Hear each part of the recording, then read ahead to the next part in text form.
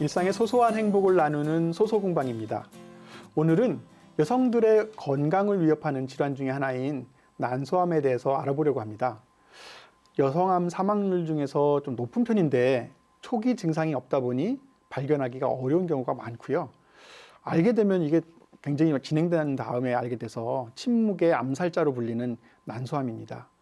오늘 도움 말씀 주실 산부인과 전문의 유헌정 교수님 나오셨습니다. 어서 오십시오. 안녕하세요. 안녕하십니까? 예, 저 산부인과 전문의 유원종이라고 합니다. 네, 어서 오십시오. 산부인과는 크게 출산을 담당하는 산과와 부인 생식기 질환을 담당하는 부인과로 나눠져 있는데요. 네. 부인과 질환 중에 부인 종양을 세부 전공하고 있는 유원종 교수입니다. 어서 오십시오. 이 여성의 몸 중에서 굉장히 중요한 부위 중에 하나가 이 난소잖아요. 이 난소의 무슨 역할부터 좀 설명을 좀 부탁드리겠습니다. 네, 우선 해부학적으로 난소는 하복부에 존재하고 있습니다. 자궁 양 옆에 하나씩 좌우로 위치하고 있고요.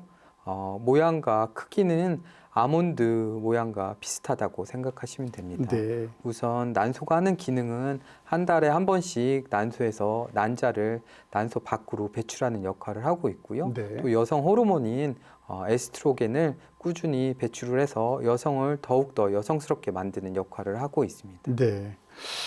이게 참 중요한 역할인데 난소도 만들고 에스트로겐도 만들어주고 그러는데 이게 근데 암이 이제 생긴단 말이죠.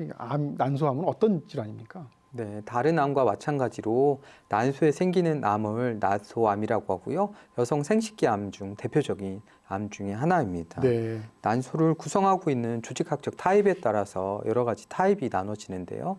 첫째, 상피성 난소암과 비상피성 난소암, 그리고 타장기에서 생긴 암이 난소로 와서 전이성 난소암으로 크게 구분을 하고 있습니다. 네. 그러나 대부분 난소암은 상피성 난소암이 90% 이상을 차지하고 있기 때문에 난소암이라고 하면 사람들은 상피성 난소암을 지칭하게 됩니다. 네. 이게 상피라는 것이 겉껍질에 있는 껍질이라는 뜻인가 보죠. 네, 그런데 맞습니다. 상피성 난소가 참 제일 많기도 한데 이미 이제 초반에 발견하기가 힘들어서 아까도 처음 말씀드렸지만 발견했다 싶으면 이미 막 3기 정도 되는 아주 안 좋은 암으로 갔단 말이죠. 이렇게 발병 위험이 높은 위험군 이런 군이 따로 있습니까? 네, 크게 상피성 난소암은 세 가지의 원인으로 나눠 볼 수가 있는데요.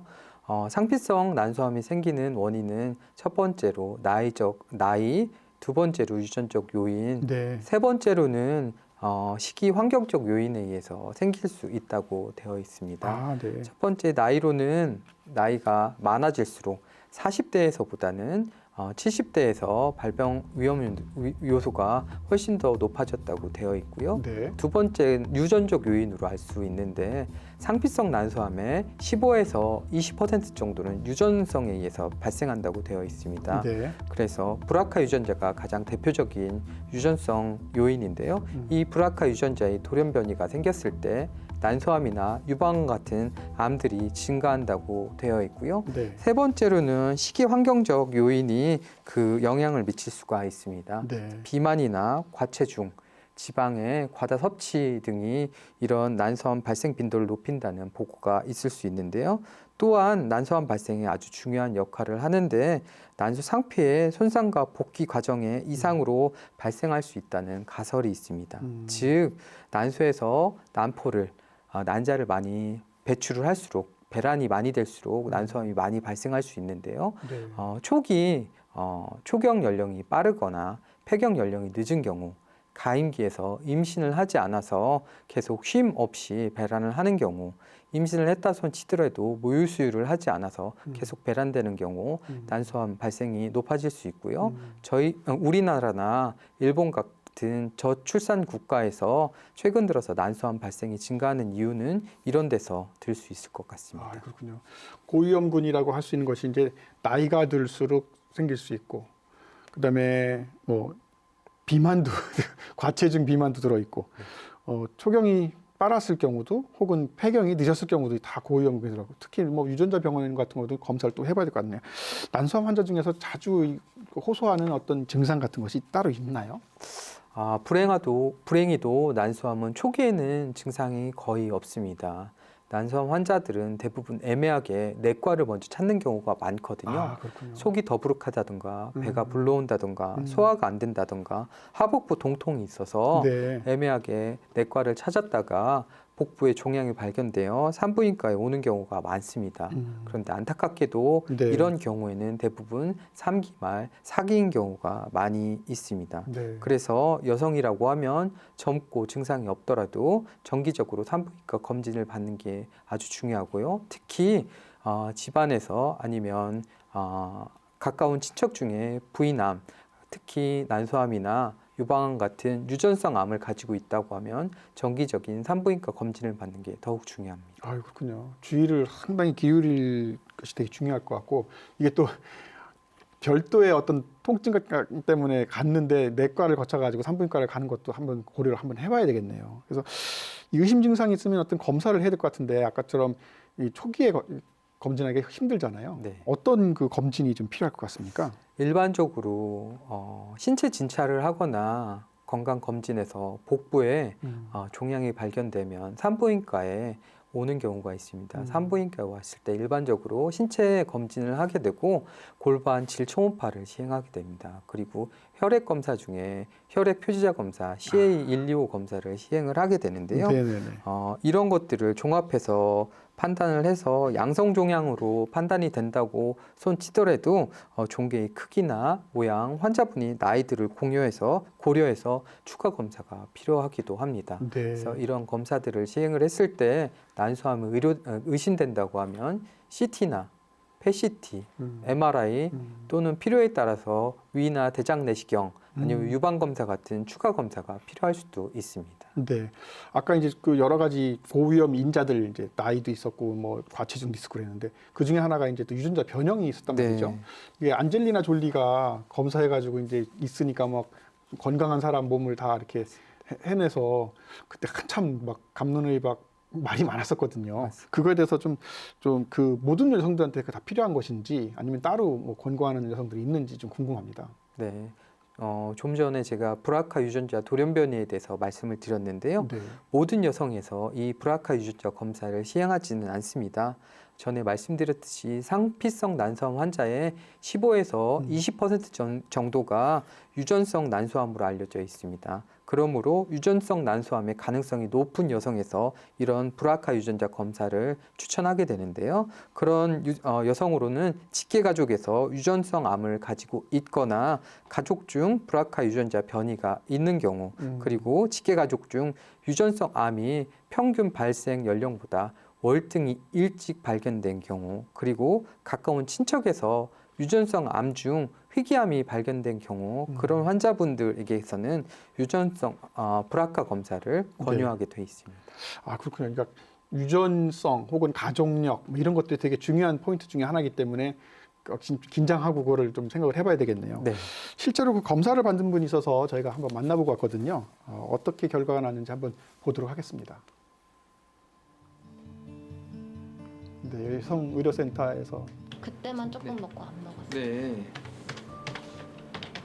유전자 검사를 한 적 있으세요? 혹시 기억나세요? 브라카라고 환자분은 두 가지 다 검사를 하게 됐어요. 근데 두 가지 다 음성으로 나오긴 했거든요. 저희가 이제 난소암이다 보니까 이제 브라카 유전이 있는 경우에는 다른 부인과 암도 걸릴 확률이 있다 그래서 사전에 좀 예방을 하려고 다행히 음성이라고 하셔서 좀 마음이 안심이 되고.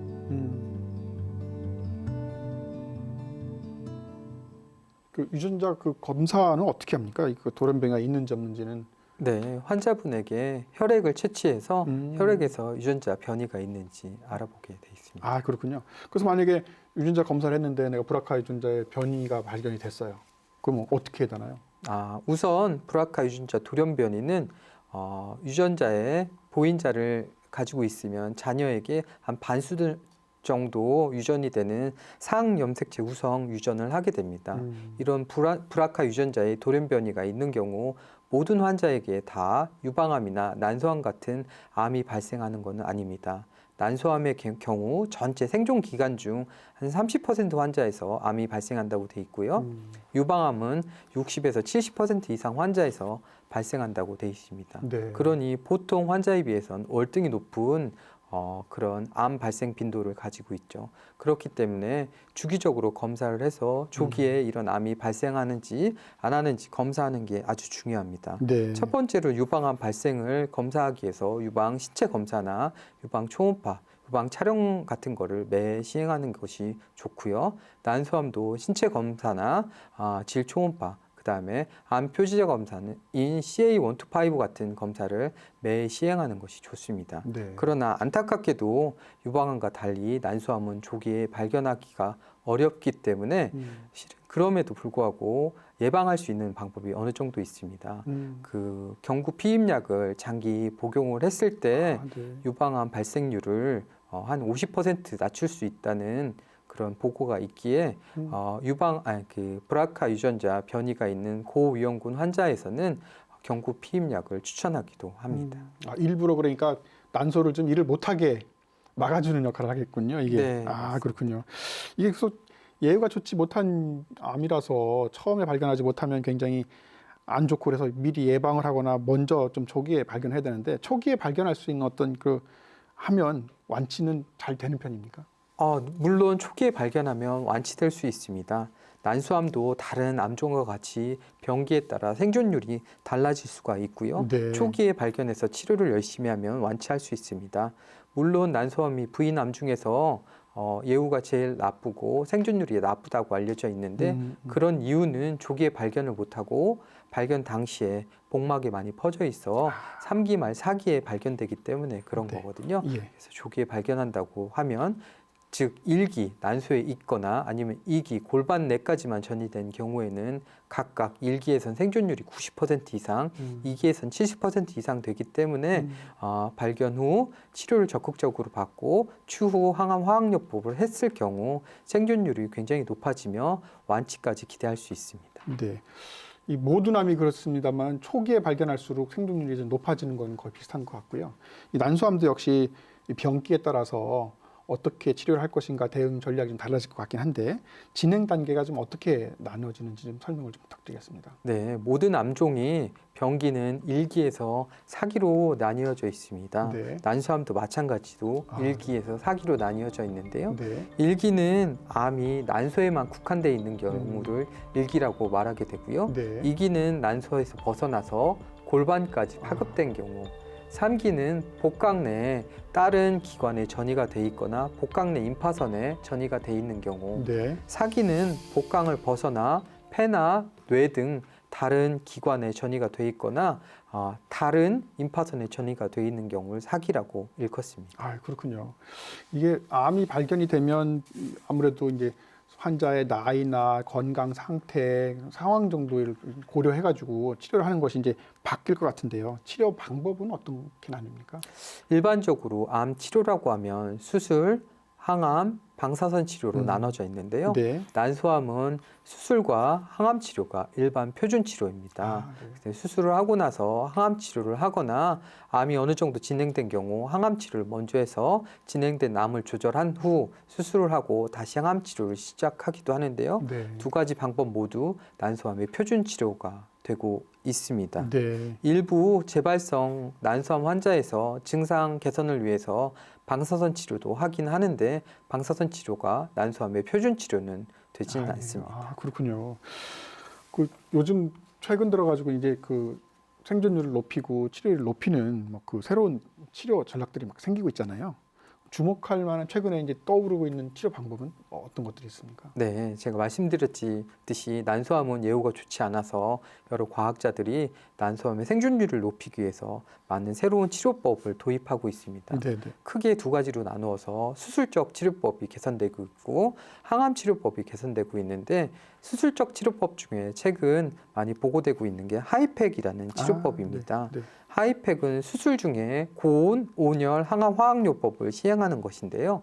열에 약한 암세포를 열을 가해서 항암제를 같이 투입을 하는 수술법입니다. 네. 섭씨 42도 정도로 데워서 수술 중에 복강 내에 주입하는 수술 방법입니다.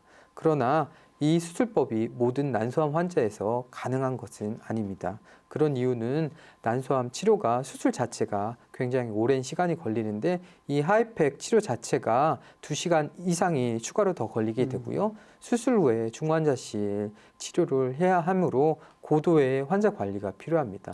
따라서 이런 치료를 선택하기 전에는 전문가와 상담을 받는 것이 중요합니다. 네. 두 번째로 항암 치료에 대해서 최근 들어서 많은 개발이 되고 발전이 되고 있는데 그중에 표적 치료가 최근 난소암에서 많은 효과를 보고 있습니다. 네. 특히 브라카 돌연변이가 있는 환자들에서 이런 표적 치료를 했을 때 생존율을 높인다는 보고가 최근 많이 되고 있습니다. 네, 네.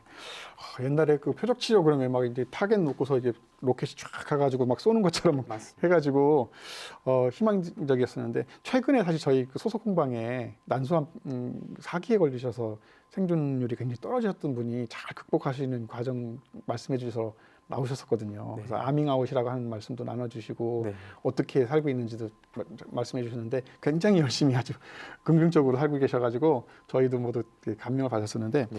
이 표적 치료나 그 하이팩을 받으신 분들의 어떤 그 만족도랄까요? 좀 좋은 편입니까? 실제로 표적 치료제는 난소 치료제에 도입된 대표적인 것들인데요. 네. 첫 번째는 베바치주맙이라는 치료제가 처음으로 도입됐습니다. 이거는 표준 항암 화학요법에서 함께 사용하거나 유지요법으로 사용을 했었는데요. 네. 이걸 사용하고 나서 재발까지 걸리는 기간을 좀 늦춰준다고 그렇게 알려져 있고요. 두 번째 나왔던 그 표적 치료제는 파프 억제제라는 표적 치료제인데요. 이걸 사용을 하였을 때 보통 기존의 환자분에 비해서 생존율을 더 높이고 재발까지 기간을 더 늘린다고 해서 환자들에 대한 만족도 굉장히 높고요. 또 생존율도 높일 수가 있습니다. 네. 특히 브라카 유전자의 변이가 있는 환자에서 생존율을 더욱더 높일 수 있다고 돼 있어서 네. 그 효과는 더 효과가 더 극대화될 수 그렇군요. 있을 것 같습니다. 네. 좀 더 계속 더 좋아져가지고 많은 분들이 좀 극복을 했으면 좀 좋겠다는 생각이 좀 많이 들고요. 이렇게 그 치료를 받은 분들이 일상생활에서 뭐 주의해야 될 뭐 사항들이 있을까요? 그런 것이 좀 말씀해 주십시오. 네, 실은 일상생활을 하는데 딱히 제약이 있거나 그렇진 않습니다. 그래요? 일상적인 생활, 피로를 느끼지 않을 정도의 가벼운 운동이나 외식, 여행은 의료진이 특별한 지시가 없어도 충분히 시행을 할 수가 있습니다. 네. 그러나 수술을 한 직후이거나 현재 항암 치료를 받고 있다고 하면 어떤 활동을 하게 될 때 담당 의료진과 상의를 하는 게 좋을 것 같고요. 또 무엇보다 중요한 거는 모든 일상 생활을 하고 나서 휴식을 통해서 몸이 피곤하지 않게 하는 게 굉장히 중요할 것 같습니다. 이런 휴식을 취하고 면역력을 키우는 것이 건강을 유지하는 아주 올바른 방법일 것 같습니다. 네. 그럼에도 불구하고 더 중요한 것은 1차 치료가 끝났다 손 치더라도 정기적인 검진을 통해서 신체 검사, 혈액 검사, 일반적인 영상 검사를 통해서 네. 이 암이 재발하는지 안 하는지에 대해서 추적 관찰을 하는 게 정말 중요할 것 같습니다. 네. 오늘은 여성 그 암 중에서 난소암이라고 하는 아주 굉장히 이제 발견도 잘 하기 힘들고 또 발견하면 이제 너무 늦은 감이 있어서 안타까운 암에 대해서 알아봤는데요. 무엇보다도 이 건강히 할 때 건강을 지키는 것이 제일 중요할 것 같고 건강할 때 자주 검사하는 것이 좋겠습니다. 오늘 이렇게 좋은 도움 말씀 주셔서 너무 고맙습니다. 네, 감사합니다. 고맙습니다.